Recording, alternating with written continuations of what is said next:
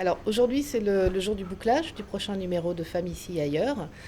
Donc on fait les derniers réglages de mise en page et on rentre les corrections orthographiques et typographiques. Au grossi, on la voit dans des positions de chant où c'est. Ouais, ça déforme son visage.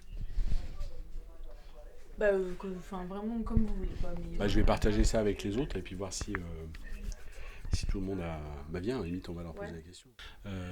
En fait, l'histoire de départ, moi je suis grand reporter et j'ai travaillé pendant une quinzaine, un peu plus d'années, dans une trentaine, quarantaine de pays à faire des reportages sur des femmes en lutte, femmes en mouvement, femmes en résistance, dans tout autant de pays. Et au début, les premiers reportages que je ramenais, quand j'allais les présenter à des rédactions, notamment à Paris, de magazines nationaux, euh, j'avais souvent des reportages avec des histoires de femmes qui avaient subi des choses, parfois le pire, et qui s'étaient relevées. Et certaines avaient vraiment renversé des montagnes avec ça. Et en fait, les rédactions, les gens que j'avais en face de moi, des hommes, des femmes, étaient plus focalisés sur ce qu'elles avaient subi, sur ce qu'elles avaient enduré, plus que sur ce qu'elles avaient fait derrière.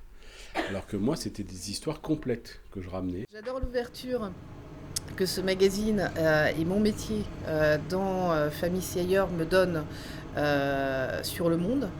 Donc voilà, on est au courant d'énormément de choses qui se passent dans des endroits très loin, sur tous les continents, également à toutes les époques, puisqu'on s'intéresse aussi pas mal à l'histoire des femmes. Parce que je pensais, avant de rejoindre l'équipe, qu'il y avait plus de problème, que l'égalité était acquise depuis longtemps. Et je me suis rendu compte que c'était pas le cas.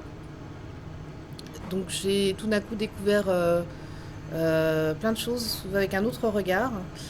J'ai interviewé il y a pas longtemps le porte-parole de Zéro Macho qui s'appelle Frédéric Robert et le porte-parole de Zéro Macho me disait quelque chose que j'aime beaucoup.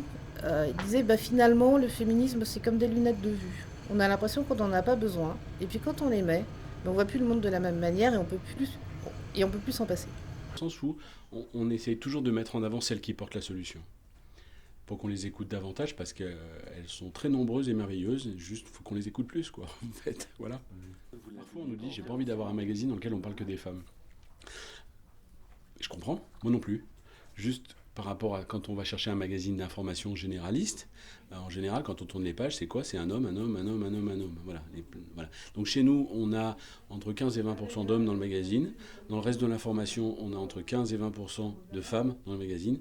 Quand on mitche les deux, donc globalement, on arrive à quelque chose d'équilibré. Et on a vraiment conçu ça, le magazine en tout cas, comme ça, c'est-à-dire comme un patch à coller sur le reste de l'information qu'on reçoit et qu'il faut continuer de recevoir pour avoir une info plus équilibrée entre la place des hommes et la place des femmes dans la société. Voilà. C'est génial, merci beaucoup. Hein.